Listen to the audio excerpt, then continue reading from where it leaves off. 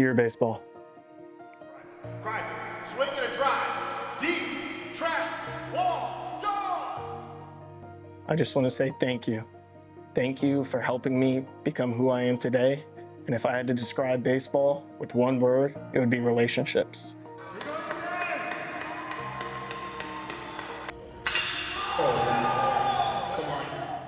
For me as a catcher, I know how important it is to have relationships with the pitchers and also relationships with teammates and coaches. I went to 3 different colleges. 2-0 count. Here's a swing, a ball lifted to left field, going back. Gollard still going back. He's not going to get that one. The catcher Krizen with his second home run of the season. And I built relationships at all 3 with the coaches as mentors and my teammates as friends. And it also has helped me bring me to where I am today here. And the relationships I've built with all my teammates here, coaches, all the player development guys here, it's really just helped me become who I am. So I just want to say thank you for making me who I am.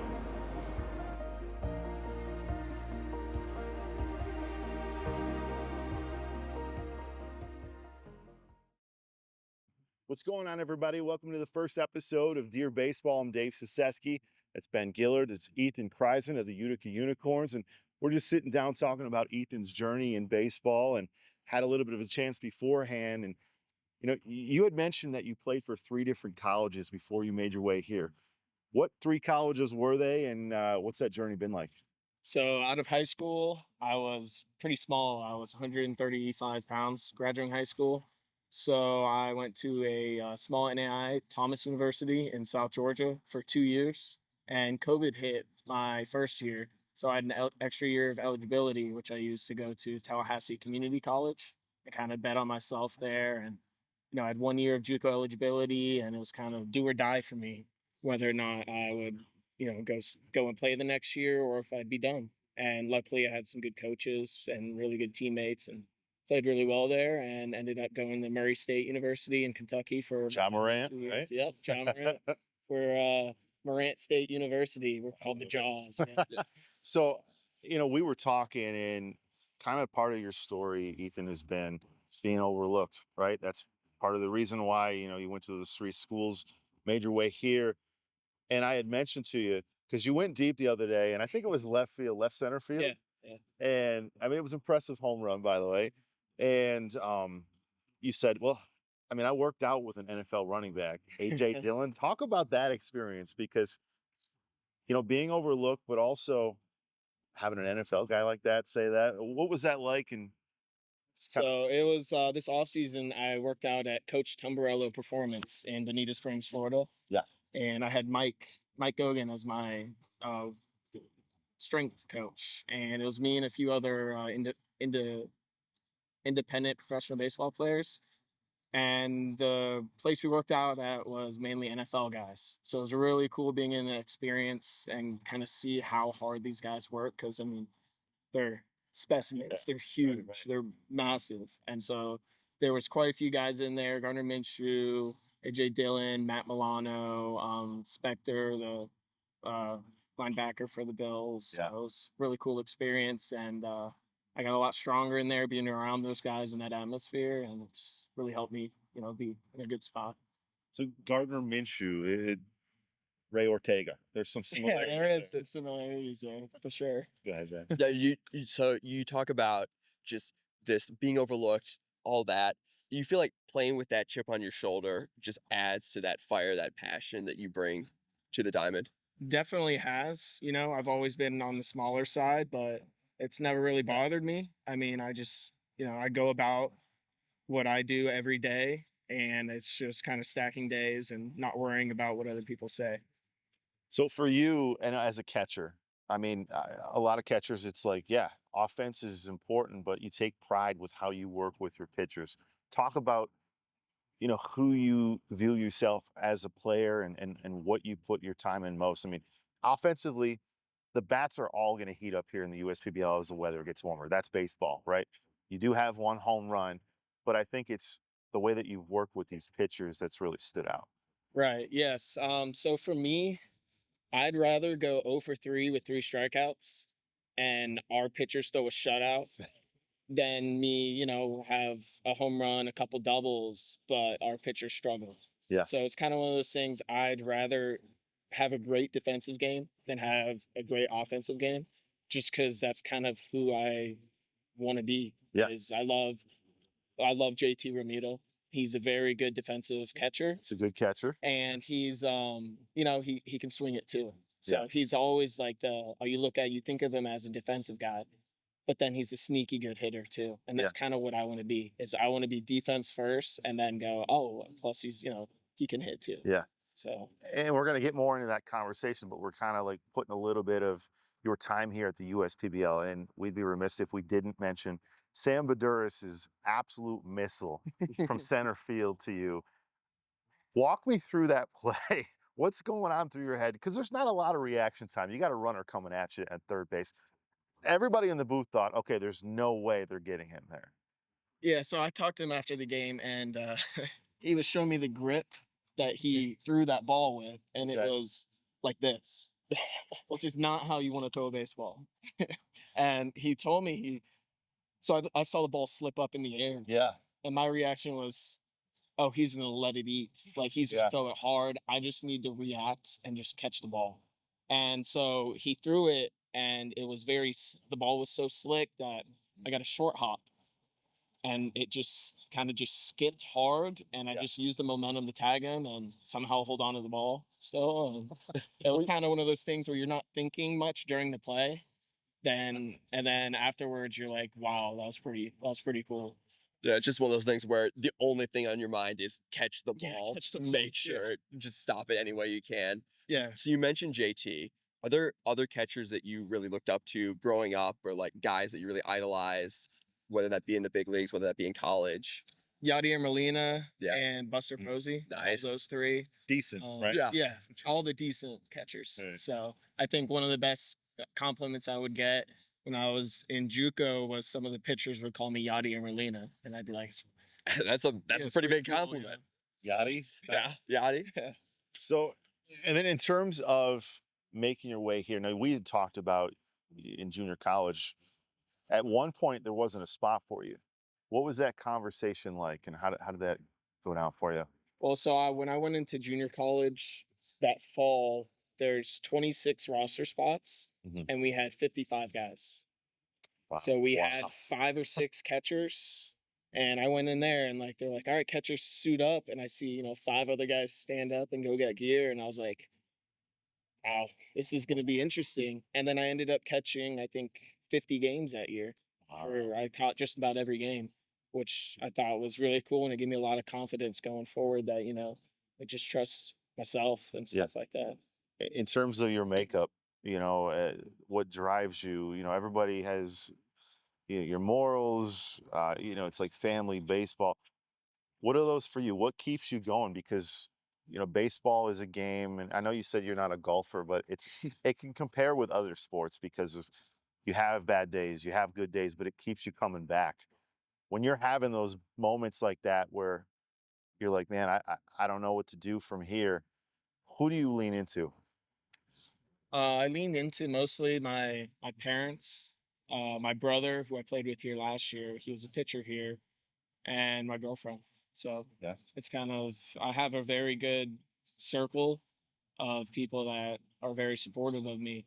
And so whenever I have bad games, I'm very good about forgetting stuff. I mean, you have to have a short memory to play baseball because it's a long season. There's ups and downs, and it's kind of just, you got to do what you can to stay right here instead of getting too high and getting too low. Ben doesn't have a short memory. I didn't point to him for that reason, but it's something we talk about all the time. It is. If you're a pitcher, if you're a hitter, have short memory because it's a long season. Maybe not even each game, right? Each at bat, each inning, right? Each half inning, break it down, right? Each pitch for you, because the game can change and it can be cruel sometimes, right? With what can happen. However, like I said, you get that moment where you got that roster spot. You've been here. You said it for 2 years. You got to play with your brother, and I want to know what that's like playing with your brother because as kids, you dream of that stuff, right? You guys had that opportunity. What was that like?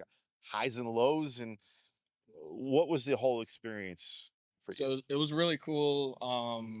Out of JUCO, when I committed to Murray State, he hit the grad transfer portal, and so he committed to Murray State, and so he followed me there, Yeah. and so we got to play there, and we thought that was it, that was gonna be it, and then he came here to play, and Skip, Jim Essian, our Unicorn manager, reached out to me, and about coming to play here, and so it was really cool being able to play with him again after thinking that was our last time ever playing together. And while we were here, it was just really cool to be able to catch him, and he was our closer for the most part. His stuff was really good, and it was just a blast. So obviously there was some games where it was I'd rather be watching the game. Brotherly love, right? I'd rather be watching the game on my phone than watching it behind the plate. Yeah. But then there was a lot more games where I was like, "This is awesome." We get a big hug at the mound to end the game, and so That's what I was gonna ask. What were those mound visits like? Was there any trash talk? Any brotherly shenanigans going on? I like my mound visits. I'll talk about stuff that's not related to baseball. Yeah. I just like to distract them. Yeah. Take their I minds love off. that. With him, it was hard to do because he's very fiery, and it'd be a lot of my faults. It's my fault that stuff happens. So I would just wear it, and I go, okay, well, let's just get this guy out, stuff like that. So. Yeah, I mean, do you have that's what you got to do. We talk about baseball being a mental game and how you can be your own worst enemy in this sport. Is there like a question you go to when you're on those mountains? You said you don't talk about baseball. Is there anything you lean toward, like movies or Just your like favorite Netflix? yeah, like video games? What are you watching? Yeah. A good recommendation, or I'll be like, where do you want to go after this? What are you doing tonight? Stuff like that. So it's kind of just any way I can to get them to relax and think about something else. So your story, and as we wrap it up here, and we'll definitely catch up with you as the season goes along. But the title of the podcast is "Dear Baseball." It's for you. It seems like it's family important. The fight that you have, being overlooked, and letting people know that, hey, it doesn't matter my size. I mean, you said, what were you graduating high school? 135 pounds. Yeah. And I mean, it's just not being overlooked, saying, hey, the resume speaks for itself. Watch what I can do on the field. And I think we've seen that so far this season. It's been impressive. Looking for more pop out of you too, because that home run out there, though, that was impressive. And we know that offense is starting to heat up here too. But I want to ask you as a catcher, you got into a little bit about, hey, if I go 0 for 4, I just want to be on the right page with my pitcher here too. In year 2, what's the most difficult thing for you as a player? And then what's the most rewarding thing? I would say the most difficult is really getting I'm starting to now, but early on with a whole new pitching staff. Yeah. It's getting a feel for what types of pitches, shapes, when they want to throw it, how confident they are with runners on, 2-strike counts, hitters counts, what they want to throw, stuff like that. And so I've been starting to get a better feel with some of the guys. We just got new guys in too. So it's kind of just one of those struggles where it's like I want to attack them, but at the same time I want to attack the hitters in the way that makes the pitchers comfortable and feel confident, and not kind of calling stuff where they're second guessing it. And then we got a pitch clock where they're like, oh, I want to shake, but at the same time I see there's 8 seconds left. And what if I shake and he doesn't call what I want again? So it's kind of, but it is very rewarding to see like our game plans. I try to talk to pitchers. Biggest thing I say is win or even counts. 0-0, 1-1, 2-2. If we win those, we'll be in a good spot. It's really rewarding to see some of these pitchers after we game plan before we go in. Like to say some of the game plans because we don't want to put the hitters.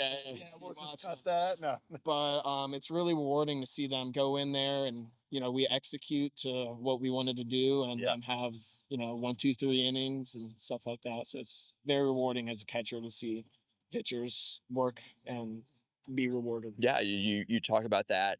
I mean, obviously you've been in the league for a while now. As we sort of wrap this up, do you have a favorite moment in the USPBL